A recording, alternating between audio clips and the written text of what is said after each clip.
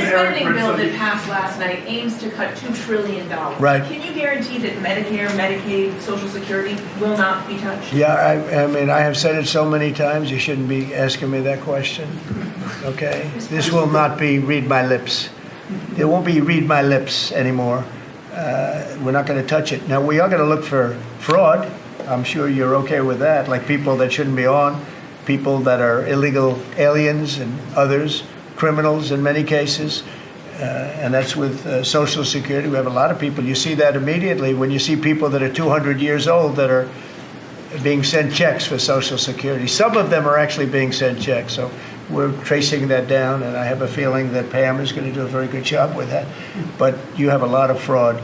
But no, we're not doing anything on this. I mean, look, as the president said, we're not going to do the negotiation in public with the American media. He's going to do it in private with the president of Russia, with the president of Ukraine, and with other leaders. And I think that's how this has to go. I think I just want to push back against some of the criticism I've seen of the administration on this, because every single time the president engages in diplomacy, you guys preemptively accuse him of conceding to Russia. He hasn't conceded anything to anyone. He's doing the job of a diplomat, and he is, of course, the diplomat in chief as the President of the United States.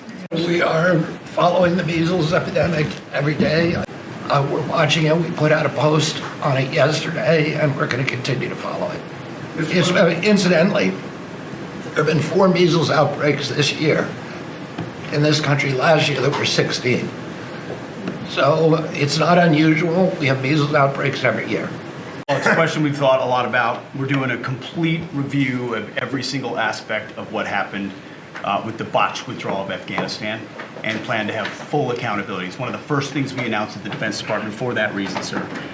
Certainly, General Raisin Kane, who's on his way in, was not a part of that. Instead, was a part of leading the effort against ISIS by untying the hands of warfighters and finishing the job properly, and then bringing our troops home. So we're taking a very different view, obviously, than the previous administration, and there will be full accountability. I don't see big promotions in that group, and I think they're going to be largely gone. I know the man on my left. I think they're going to be largely gone. That was a horrible display, and you know, I've dealt with the parents and the family of the 13 that were killed, but you know, nobody ever talks about the 40 that were so badly hurt, with the arms and the legs and the face and the whole thing, the missing arms and legs.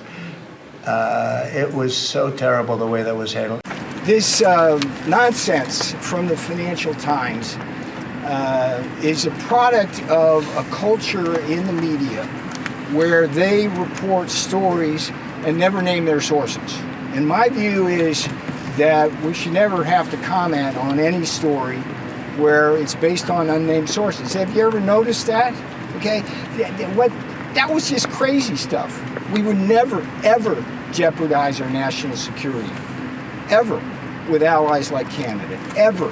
So please stop doing that. And I have proposed, and I hope somebody's hearing me, that we just don't pay any attention to any questions that are based on anonymous sources.